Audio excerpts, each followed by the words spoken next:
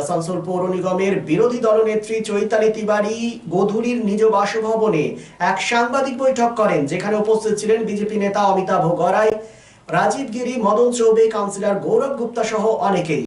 সাংবাদিক সম্মেলনে চৈতালি তিওয়ারি জানান, আসানসোল পৌর নিগমের অন্তর্গত মিড ডে মিলে দেওয়া অর্থরাশি অনিয়মিত। এ বিষয়ে বিস্তারিতভাবে বিজেপি নেতা অমিতাভ গড়াই জানান, দুর্নীতির সাথে তৃণমূল কংগ্রেস ওতপ্রোতভাবে জড়িত। তিনি আরো অভিযোগ করেন, দুর্নীতি এতটাই নিচে নেমে গেছে যে বাচ্চাদের খাবারের টাকার উপর তাদের নজর রয়েছে। তিনি জানান, 3 দফায় মিড ডে মিলের টাকা দেওয়া হয়। 2023 থেকে 24 শিক্ষাবর্ষের 20 লক্ষ টাকার মিড ডে মিলের অর্থরাশি কার্যকরী করা হয়েছে। তৃণমূল কংগ্রেস কোনো হিসাব দিতে পারছেন না। কি বলেছেন তারা, শোনাবো আপনাদের। আপনারা জেনে হবেন যে আমাদের কর্পোরেশন এলাকার কিছু দুর্নীতি যেটা মিড ডে মিল সংক্রান্ত হচ্ছে, তার সম্বন্ধে আমি জাস্ট আমাদের যে ভাই এখানে রয়েছে, অমিতাভ ভাই, আমাদের গৌরব ভাই, রাজীব দা আছেন, আমাদের মদন দা আছেন, সবাই আছেন, কিন্তু অমিত ভাইও সব ডিটেলস আপনাদের জানাবেন। আমি জাস্ট এইটুকুই বলতে চাই যে আমাদের কর্পোরেশন এলাকায় যেসব স্কুলে মিড ডে মিল চলছে, সেই মিড ডে মিলের মধ্যে অনেক দুর্নীতির ছায়া আমরা দেখতে পাচ্ছি। আমরা গত কয়েকদিন ধরে চিঠির মাধ্যমে আমরা জানিয়েছি কর্পোরেশনকে এবং মিড ডে মিলে যারা আধিকারিক আছেন তাদেরকে। জানেন যে তৃণমূল আর দুর্নীতি দুটোই একে অপরের পরিপূরক। দুর্নীতি ছাড়া তৃণমূল হবে না এবং তৃণমূল ছাড়া দুর্নীতি হবে না। আজ তৃণমূল দুর্নীতি করতে করতে এই জায়গায় নেমেছে যে শেষে ছোট ছোট বাচ্চা তাদের খাবার মিড ডে মিল স্কিম, যেটা এখন পিএম পোষণ স্কিম নামে পরিচিত, তাতেও দুর্নীতি ওনারা করতে পিছুপা হচ্ছেন না। যখন কেন্দ্র সরকারি টিম, আপনারা জানেন, স্কুলে স্কুলে ভিজিট শুরু করেছিল, বিভিন্ন জেলায় জেলায় রাজ্যে রাজ্যে ভিজিট শুরু করেছিল, তখন আমাদের কর্পোরেশন কেন্দ্রীয় সরকারি টিমের কাছে তাদের স্বচ্ছতা প্রমাণ করতে গিয়ে তাদের অ্যাকাউন্টে যে টাকাটি ছিল কর্পোরেশনের অ্যাকাউন্টে, পুরোটাই খালি করার জন্য এবং সেন্ট্রাল টিমকে দেখানোর জন্য যে আমরা সমস্ত টাকা খরচা করি মিড ডে মিলেই, অন্য খাতে খরচা করি না, সেটা দেখানোর জন্য তারা কি করলো, অ্যাডভান্স টাকা দিয়ে দিল। কোনো স্কুলকে 10,000, কোনো স্কুলকে 15,000, কোনো স্কুল যেমন যেমন আছে স্কুল, তারা নিজেদের মতো করে টাকাটা ডিসপাস করে দিল স্কুলগুলোকে। কেন দেওয়া হলো তার কোনো সদুত্তর নেই। হয়তো উনি বলতে পারেন বাচ্চাদের কথা ভেবে, আমরা বাচ্চাদের খাবারের পুষ্টির কথা ভেবে, হয়তো শিক্ষকদের উপর যাতে চাপ না আসে তাই অ্যাডভান্স টাকাটা দিয়ে দিই, খুব সাধুবাদ জানাই আমরা। কিন্তু বর্তমানে এখন কি দেখছি, এখন দেখতে পাচ্ছি স্কুলগুলোতে কোনো স্কুল 3 মাস, কোনো স্কুল 4 মাস টাকা পাচ্ছে না। মিড ডে মিল পুরো স্কিমটা, যে পিএম পোষণ, সেই স্কিমটা পুরোপুরি শিক্ষকদের টাকায় চলছে। এমনও স্কুল আছে যে স্কুলগুলোর হয়তো কোনো দোকান থেকেই মিড ডে মিলের খাবারের যে মশলাপাতি হোক বা আলু সবজি যেটা হোক, কোনো খাবারের দোকান থেকে আসে, তাদের হয়তো এইভাবেও কন্ট্যাক্ট করা থাকে যে মাসের মাস আপনাদেরকে বিল দেওয়া হবে। তো 2 মাস, 3 মাস, 4 মাস সেই দোকানগুলোতে ধার বাকি পড়ে আছে, তারা শিক্ষকদের কাছে তাগাদা করছে।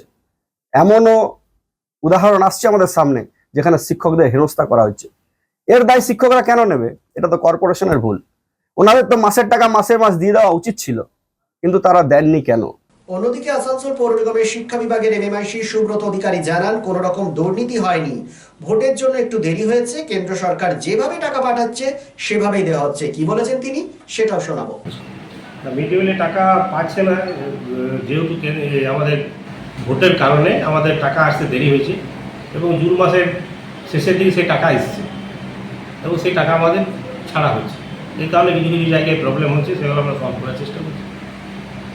তো ওদের বক্তব্য আছে কি অনেক থেকে টাকা পাচ্ছে, আগে 1 মাসের মানে টাকা অ্যাডভান্স পেত।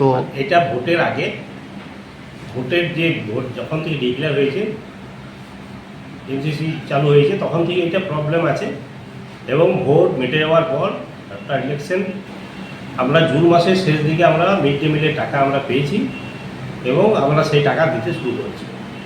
কোনো দুর্নীতি নেই এর মধ্যে, কোনো দুর্নীতি থাকার তো কারণ নেই। দুর্নীতির জন্য তো বারবার আমাদের কেন্দ্র প্রতিনিধি দল আসছে, মিড ডে মিল চেক করছে, কোনো দুর্নীতি তো কোনো পায়নি, তার সার্টিফাই করে গেল। কিন্তু কেন্দ্রীয় সরকার টাকা দিচ্ছে, কেন্দ্রীয় সরকার কিন্তু টাকা দিচ্ছে, কিন্তু তোমরা সেই টাকাটা অনেক পরে পরে দিচ্ছে। তারপরে আমাদের যেমন টাকা আছে তেমন দিচ্ছি, পরে পরে কেন দেবে? টাকা যেমন আসছে মিড ডে মিলে সেভাবে দেওয়া হচ্ছে এতদিন ভোট প্রক্রিয়া চলার জন্য টাকাটা দেয়নি। সেই টাকা এসছে জুন মাসের শেষ দিকে, সেই টাকা আমাদের অলরেডি সমস্ত স্কুলে পাঠানো হচ্ছে। এর ভেতরে কোনো দুর্নীতি নেই। কোনো দুর্নীতি নেই। আপনি ঠিক যেমনটি চাইবেন ঠিক সেরকমই বানিয়ে দেবো আমরা। স্টিল ফার্নিচার এবং উডেন ফার্নিচার আমরা তৈরি করি একদম আপনাদের পছন্দ মতো। Shriguru furniture 1 number Mahishila colony, near Mahishila boys high school, আটা চাকি মোড়, and Shriguru traders, SB Gorai road, opposite Ramshar ময়দান। স্টিল ফার্নিচার এবং উডেন ফার্নিচারের পাশাপাশি আপনি এখানে পাবেন ব্র্যান্ডেড মোল্ডেড ফার্নিচার এবং PVC furniture and imported quality furniture. শুধু বিক্রয় নয়, আমরা দেব 24/7 after sale service. Shriguru furniture and Shri Guru traders, quality, quantity and 24/7 after sale service. So come and enjoy our best service. Mobile number 8617883504 and 94752333852. जब आपको किराने के सामान और दैनिक आवश्यक वस्तुओं के लिए हलचल भरे बाजार से निपटना हो तो हर दिन एक चुनौती की तरह महसूस हो सकता है। भीड़ भरी बसों में यात्रा करने, भारी बैग के साथ संघर्ष करने और एक दुकान से दूसरी दुकान पर जाने की कल्पना कीजिए।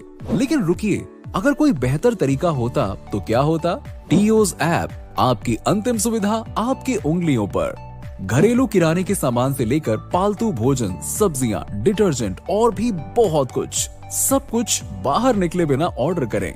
यस, ये इतना ही आसान है। टीओज ऐप जल्द ही आपके शहर में लॉन्च हो रहा है।